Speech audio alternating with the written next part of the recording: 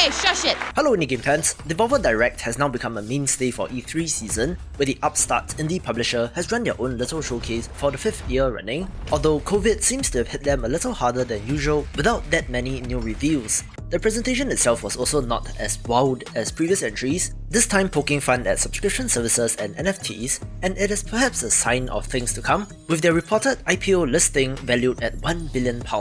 Perhaps making them not so indie anymore, but the business aspect is very interesting to me, but that's another topic for another day. Back to the showcase, some fantastic games were shown off, but before we get into them, special shoutout goes to the asynchronous first-person platformer Phantom Abyss, which feels more like a serious Fall Guys in first person, being pretty popular so far and is one to check out. Pick up your phone, it's Tumble time. Let's begin with Devolver Tumble Time, a satirical take on the mobile puzzlers made famous by Disney Tsum Tsums and Pokemon Cafe, only starring your favourite Devolver characters and having an awesome animated trailer. Yes, I play them quite a bit. Do you want to pay for video games? Not at all, no. What if you could play a game for free, but then later we charge you for cool stuff and make you watch ads for minimal benefit to you, the consumer?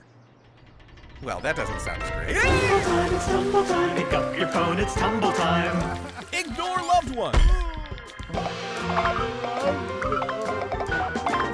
Reprioritize your life.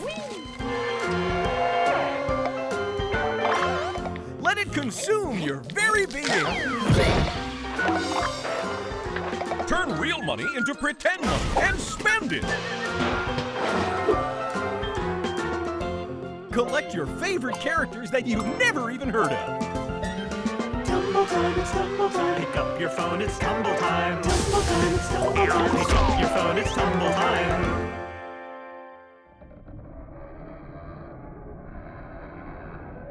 From the creator of Pony Island and The Hex comes Inscryption, a, wait for it, deck-building roguelite puzzle game.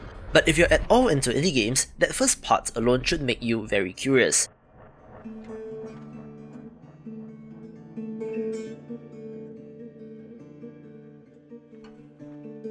If you're not familiar, those two games are some of the most interesting meta indie games involving things like messing with system files and so on, and are a lot more than what they seem. So to see developer Daniel Mullins turn his attention to this project does have me intrigued.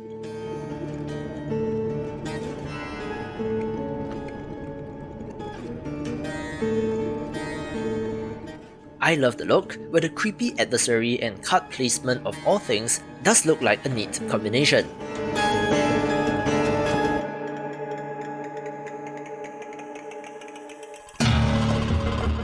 Also in the mix are escape room style puzzles, and I'm sure that there are plenty of secrets in this, making it one to look forward to.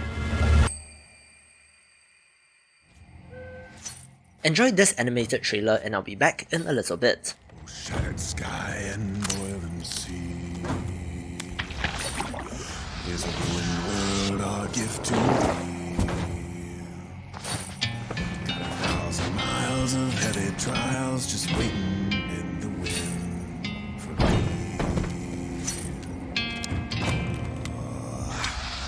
With a howling storm and a raging fire,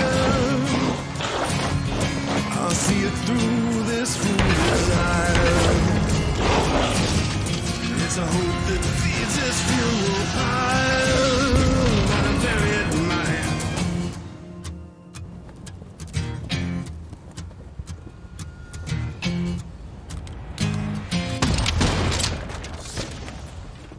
Wander, oh wander, no reason to stay. Go yonder, your fears cast away.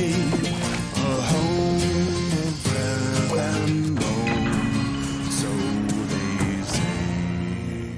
I love it when developers state the obvious in their titles, so Wizard with a Gun is quite self-explanatory, where you play as a character who is exactly that. However, more than that, it's a super stylish co-op survival sandbox title where you and a couple of friends roam the magical wilderness, blasting monsters and uncovering arcane secrets along the way.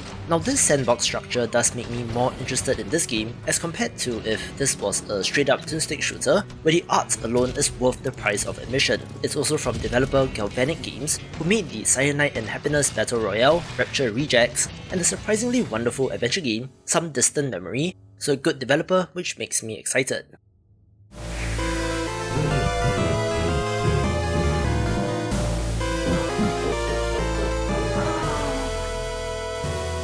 That demon just my right. I do have mixed feelings on this one since Demon Throttle is the next game from developer Doinksoft, whose most recent work was the excellent 1-bit Metroidvania Gato Roboto, where this is a co-op arcade vertical shooter that does look fantastic. However, in what could be read as a marketing stunt, it will be physical release only and will only be for Nintendo Switch, which is where the conflict comes in. On one hand, there's some retro magic about getting a physical game, but on the other, it does limit how easily people can get to play this, and brings into the question of game preservation, especially if there are a limited number of copies. But kudos to the team for a wild, out of left field idea for 2021. Demon Throttle.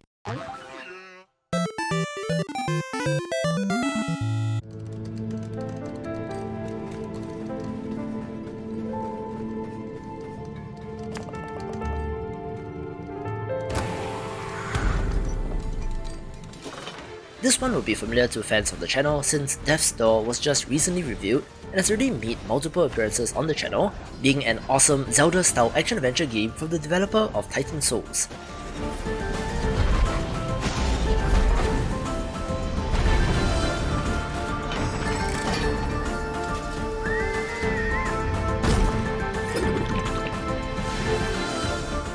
It has been 6 years since their last game, so the hype is there, where this game had a very short hype cycle and is already releasing this month, so check out those calendars since you do get to play soon.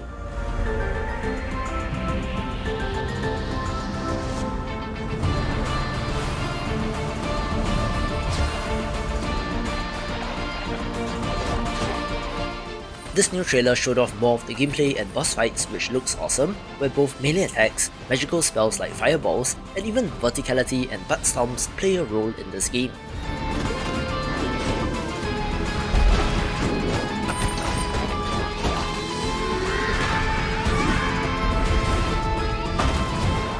The various NPC characters and bosses shown off do also have fantastic designs as well, with some of the sleekest looking action, making this a cannot miss for all indie game fans.